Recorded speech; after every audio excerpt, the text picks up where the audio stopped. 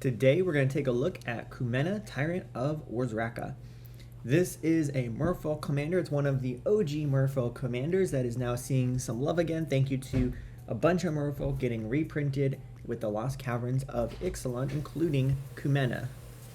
Kumena cost a blue, a green, and one generic to cast for a legendary creature Merfolk Shaman.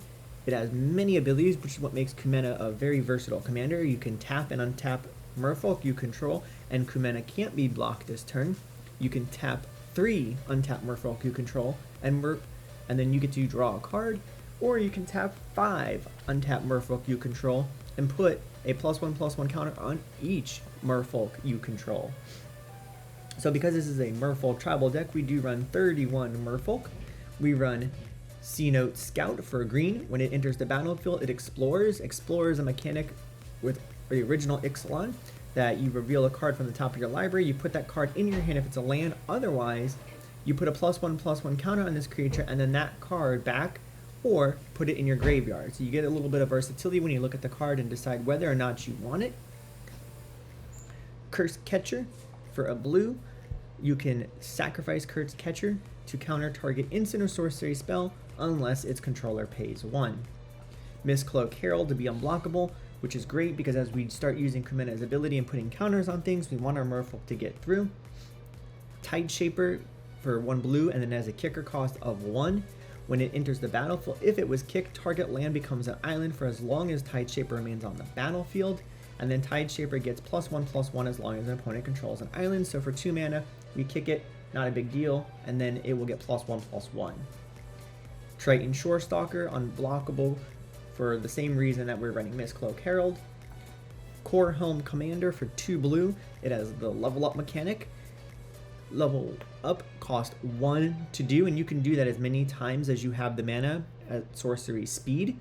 So level 2 through 3, it becomes a 3/3 flyer, and then level 4+, it becomes a 4/4 flyer, and other Merfolk you control get +1/+1, which is very easy to do in this deck.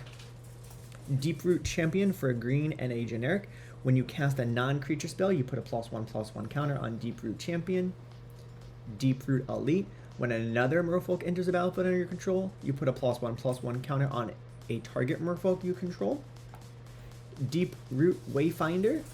When it deals combat damage to a player or a battle, you're going to surveil 1, and then you may return a land card from your graveyard to the battlefield tapped. Lord of Atlantis, of course, is just a Merfolk Lord. They give our Merfolk +1/+1 in Island Walk. Master of the Pearl Trident gives other Merfolk +1/+1 in Island Walk. Merfolk Mistbender gives other Merfolk +1/+1. Metallic Mimic comes in, and we're going to choose Merfolk, of course. And then for each other creature we control of the chosen type, which is Merfolk, they will enter in with an additional +1/+1 counter. Stony Brook Banneret has Island Walk, and then Merfolk spells and wizard spells you cast cost 1 less to cast. Voldaren Hexcatcher has Flash, and then other Merfolk get +1/+1. You can sacrifice a Merfolk to counter target non-creature spell unless its controller pays 1. So maybe our opponents declare blocks, they think it's not that much damage, and then you flash this guy in, and you pump up a bunch of your Merfolk. Cold Eye Selkie for either 2 green, 2 blue, or a colorless, and you can do any combination of those green and blue. It has Island Walk, and when it deals combat damage to a player, you may draw that many cards. Emperor Mahali II. You may look at the top card of your library at any time. You may play Merfolk spells from the top of your library, and if you cast a Merfolk spell, if you pay an additional 1, then you create a 1/1 blue Merfolk creature token. Kopala, Warden of Waves. Spells your opponents control that are targeting a Merfolk cost 2 more to cast, and then abilities of your opponents that target a Merfolk cost 2 more to activate, which is going to it's essentially giving your Merfolk War 2. Low Mage Mentor is kind of a nice include. Whenever a spell or ability you control counters a spell, you're going to create a 1/1 blue Merfolk creature token, and then you can tap 7 untap Merfolk and counter something. Merfolk Sovereign gives other Merfolk +1/+1, and then you can tap Merfolk Sovereign, and a Merfolk you choose cannot be blocked. Mero Rigiri Other Merfolk get +1/+1, and when you cast a Merfolk spell, you may tap or untap another target permanent. Singer of Swift Rivers has Flash. When it enters the battlefield, you put a shield counter on another creature you control, and then you may cast Merfolk spells as though they had Flash. Sveeweln of Sea and Sky. It has Indestructible as long as you control at least 2 other Merfolk, which should be easy to do. Whenever it attacks, you draw a card, and then other Merfolk have Ward 1. Tishana's Tidebinder has Flash, and when it enters the battlefield, you counter up to 1 target activated or triggered ability. If an ability of an artifact, creature, or planeswalker is countered this way, that permanent loses all abilities for as long as Tishana's Tidebinder remains on the battlefield. So this is great. It can strip a creature or a planeswalker of all their abilities, or even an artifact, and then it just becomes useless. This can really take out a real key part of someone's deck, someone's combo piece, right out from under them. Deep Root Historian, Merfolk, and Druids have Retrace, which allows them to be replayed, which is nice. Fallow Sage, whenever it becomes tapped, you draw a card. Forerunner of the Heralds, when it enters the battlefield, you may search your library for a Merfolk card, you reveal it, then you shuffle your library and you put that card on top. And when another Merfolk enters the battlefield under your control, you put a +1/+1 counter on Forerunner of the Heralds. Hackball of the Surging Soul. At the beginning of combat on your turn, each Merfolk explores. So depending on however many Merfolk you explore, you could be putting counters on them and getting some card advantage. And whenever Hackball of the Surging Soul attacks, you may put a land card from your hand onto the battlefield, and if you don't, you draw a card. So you'll notice that we've got several engines that draw us cards, which is good. We want our Merfolk to be cheap and playable, and we want to be able to get them out fast. Herald of Secret Dreams makes our creatures with +1/+1 counters on them unblockable, which is going to be a key part of our deck. Seafloor Oracle, whenever a Merfolk you control deals combat damage to a player, you draw a card. And Mist Dancer, it has flying, and then other Merfolk you control get +1/+0 and flying, and then it has Encore, which means you can pay the Encore cost of 7 to cast this out of your graveyard till end of turn.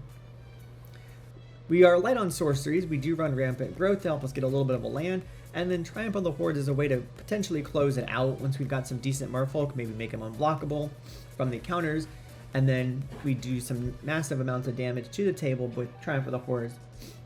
Instants are also kind of light. They're mainly interaction, nothing that you wouldn't expect. We run the typical suite of counter spells, tutors, Cyclonic Rift, of course, removal, things like Reality Shift, Resculpt, Beast Within. They're all removal pieces so that we can interact with the table. And then we've got the counterspell suite so we can protect our stuff, because that's going to be super important to keep our things on the battlefield and remove other things or stop other things that our opponents are trying to do. We do run 9 artifacts. We do run the typical mana rocks that you would expect, and then we threw in a couple spicy things like Throne of the God Pharaoh. At the beginning of your end step, each opponent loses life equal to the number of tapped creatures we control, which over the course of the game can really add up to a significant amount of life lost. Biden of Thassa is here to make us draw cards when we do damage with our Merfolk, but also we can pay a blue and 1 generic, and creatures your opponents control attack this turn if able. It can be a political tool or not. And then the One Ring, of course, which is a draw engine, and then to give us protection for a turn. So this is a pretty nice card. It's become a staple in pretty much all of my decks. I'm not sure about the Merfolk deck in particular, how I feel about it, but I threw it in and we're going to test it out and see what it does for us. But generally it has performed very well in decks I've played it in.